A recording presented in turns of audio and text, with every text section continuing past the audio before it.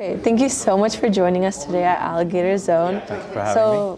For this video, could you please tell us your name, title, company name, and spell out your website address? My name is Sai Nelaturi, and I'm the CEO of C Infinity. C Infinity is spelled with the letter C hyphen infinity. Our website is c-infinity.ai. You can check us out. Okay. So could you please show us the product, or could you give us an explanation of what the product is in simple terms? Yeah. So our product is called Auto Assembler. And so what Auto Assembler does is it solves a pain point in mechanical engineering. So when engineering designers, they create a product design, they do it in a computer-aided design system or CAD system. And so you have a 3D model of an assembled product inside CAD. And when you have to actually make it into a physical product, when you go from the digital to the physical, that 3D CAD assembly has to be transformed into a sequence of instructions or operations in which you put the parts and sub-assemblies in the CAD together to get the finished product.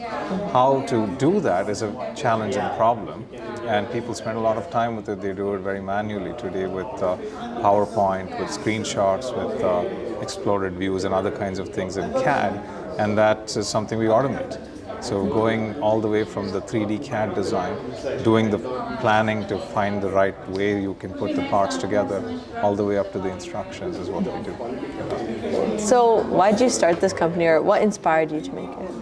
Yeah, I've been working in digital manufacturing for about 15 years at this point. And throughout my career, I've always been at that intersection between design and manufacturing, where the transformation from the digital into the physical happens, right? And that's always a little messy. And I worked on a product before this when I was at Xerox PARC, where we were solving the planning problem for just individual parts, piece parts. Like if you have a 3D CAD model of a part, and you have a set of cutting tools to be able to make the part with. How do you use those tools to make this part, right? You start with a block of metal, you cut it, you turn it around, you cut it, and so on, right? The planning problem is always the most fascinating problem for me, because without that critical piece of technology, you can't go from digital to the physical. So it's an enabling technology, and because now we really need something that is transformative in manufacturing, I thought this is the most fundamental problem to pick on and work on, which is why we started Seed. Did you always plan to make a startup, or what was your original plan, if you had one? I did not necessarily plan to have a startup, and I was spending a lot of time in research, and I didn't think that my career would go down this way. But after the AI models were released in 2022, right? When ChatGPT and other models came out, I started thinking that everyone is really excited about language models and chatbots and so on, but to me they were solving a different and more, I think, valuable problem, right? Which is a problem in search.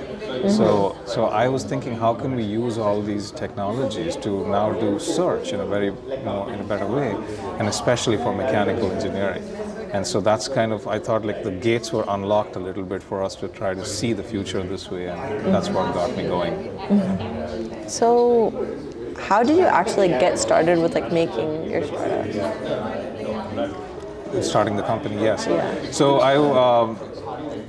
the challenging thing was to quit our jobs and to just say, we're going to just do this full time, And we did that. We took the leap of faith, right? And then we had to raise capital because we needed to attract some of the world's best engineers to be able to solve this problem. And we raised that capital, and that was a great experience, learning experience as well. And from then on, we've been building the product. So it was that leap of faith that was needed. Definitely, yeah. So how did you find your first customers? Or if you haven't launched yet, how do you plan to get your first customers?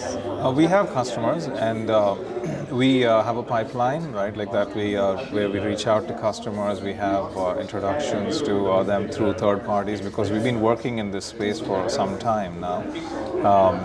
We usually get warm introductions, but a couple of our first customers, they basically were looking to solve this problem actively.